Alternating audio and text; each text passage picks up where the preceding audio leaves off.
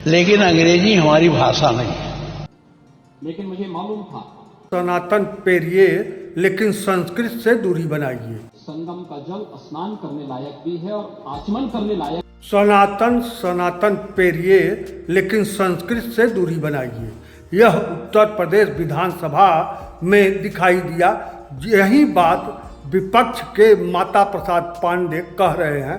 उन्होंने कहा कि सदस्य ने मांग किया कि संस्कृत और उर्दू को भी शामिल किया जाए, लेकिन सरकार उर्दू को पकड़ लिया और संस्कृत की बात ही नहीं किया। और उर्दू को पकड़कर एक एजेंडा जो मुख्यमंत्री जी चलाना चाहते हैं, वह लगातार वही एजेंडा चला रहे हैं।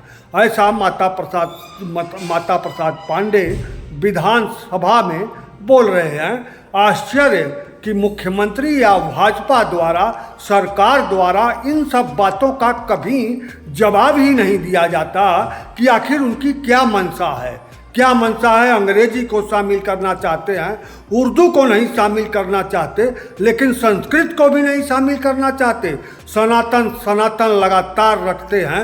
हिंदू को बात अब हिंदुओं की नहीं होती, अब सनातन की बात होती है। तो आप कहेंगे सनातन और हिंदू एक ही हैं, तो हिंदू और सनातन एक ही हैं, तो संस्कृत भी इसी से जुड़ा है, तो संस्कृत भाषा की बात क्यों नहीं की जाती। लेकिन सरकारी चालाकी या राजनैतिक चालाकी यही है कि सनातन, हिंदू को सनातन बनाए और सनातन से अंग्रेजियत में ले जा रहे हैं। लेकिन संस्कृत जो विश्व की पहली भाषा बताई जाती है, जो संस्कृत में हमारा पूरा धर्मशास्त्र टिका है, उसकी उपेक्षा की जा रही है, उसकी बात ही नहीं की जा रही।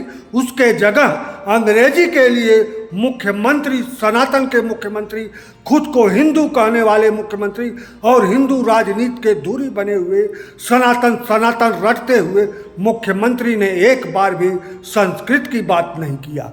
और आश्चर्य कि जब बात हो रही है कुंभ में कि जल जो है कुंभ का या संगम का गंदा हो गया है, तो मुख्यमंत्री जी उसका जवाब दे रहे हैं कि गंदा नहीं है जल, आमचन योग्य है, पीने योग्य है, नहाने योग्य है। सारा जवाब मुख्यमंत्री जी दे रहे हैं। लेकिन संस्कृत को क्यों नहीं विधानसभा में शामिल करना चाहते, इसका जवाब एक बार भी नहीं दे रहे हैं। जबकि विपक्ष के माता प्रसाद पांडे इस बात को उठाते हैं। लेकिन यही होती है चालाकी। अपने ऊपर लाख आरोप लगे, उसका जवाब मत दीजिए, उसका जवाब दीजिए जो आपको सुटेबल करे, जो जनता को गुमराह करने के लिए सुटेबल लगे, वही करिए, वही बोलिए, वही सुनिए, सिर्फ वही सुनिए और वही बोलिए। गंगा का जल, संगम का जल अगर आमचन योग्य है, स्नान योग्य है, तो मुख्यमंत्री और प्रधानमंत्री दोनों कपड़ा पहनकर क्यों स्नान किए, यह अखिलेश यादव बार बार पूछते हैं। लेकिन एक बार भी मुख्यमंत्री इस पर जवाब नहीं देते। इतना स्वच्छ जल है तो आप कपड़े पहनकर क्यों नहाए। तो इसी पर अखिलेश यादव कहते हैं कि इसीलिए कि गंदा जल है, इसीलिए मुख्यमंत्री और प्रधानमंत्री दोनों कपड़े पहन कर नहाए। और एक बार भी इसका जवाब कहीं भी मुख्यमंत्री योगी आदित्यनाथ नहीं देते। अब आप मुख्यमंत्री को थोड़ा सुनिए, लेकिन माता प्रसाद पांडे का वीडियो पूरा सुनिए। आपको देखिए कि ठीक है विपक्ष के नेता हों और सपा के नेता हों, लेकिन उनकी बातों में दम है कि नहीं है। संगम का जल स्नान करने लायक भी है और आचमन करने लायक भी है। जो लोग इसका दुष्प्रचार कर रहे हैं वे उन सब, लेकिन आप लोगों ने विरोध कर दिया। मोना जी गई थी और भी माननीय सदस्य गए थे, लेकिन मेरा यह कहना है, इसीलिए प्रयागराज के बारे में हम लोग ज्वाइंट सेशन से अपने आप को दूर रखें कि नहीं, छोड़िए, जाने दीजिए। जिसकी मर्जी आएगी जाना चाहेगा, जिसकी मर्जी आएगी नहीं जाना चाहेगा। मैं तो शोधन की बात रखी गई है, उसमें मैं 282 के अंतर्गत हमारी विधानसभा की भाषा हिंदी और देवनागरी लिपि रखा गया था। और ये बड़े संघर्षों के बाद, वो दिन आज़ादी के बाद आया था जब हम अपनी देवनागरी लिपि और हिंदी भाषा में यहाँ की बात करने के लिए व्यवस्था किया गया था। आज उसमें संशोधन किया जा रहा है। मैं पूरे संशोधन के विरोध में नहीं। हम कल भी बात किए थे और आज भी बात फिर हम कर रहे हैं। हमारी जो स्थानीय बोली है उसको आप रखें, हमारे संविधान में भी है जो जिस भाषा में बोल सके। लेकिन अंग्रेजी हमारी भाषा नहीं है। अंग्रेजी ना तो हमारी मातृभाषा है, न हमारी सांस्कृतिक भाषा है, न हमारी स्थानीय बोली है। उसको इसमें रखने का मैंने कल भी ऐतराज किया था। और इसी संदर्भ में मैंने ये भी कहा था कि अगर इसमें बना ही रहे हैं तो इसमें संस्कृत को भी जोड़ दीजिए और उर्दू को भी जोड़ दीजिए।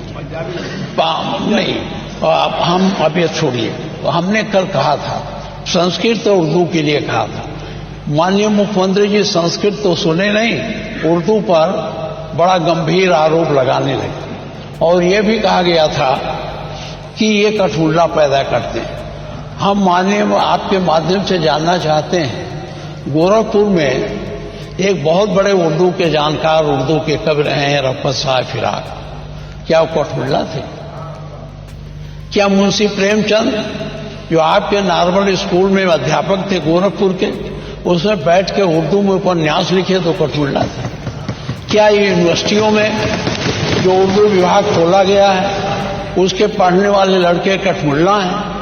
क्या अरबी फारसी विश्वविद्यालय बना है उसके लोग लेकर पढ़ने वाले कठपुतला हैं?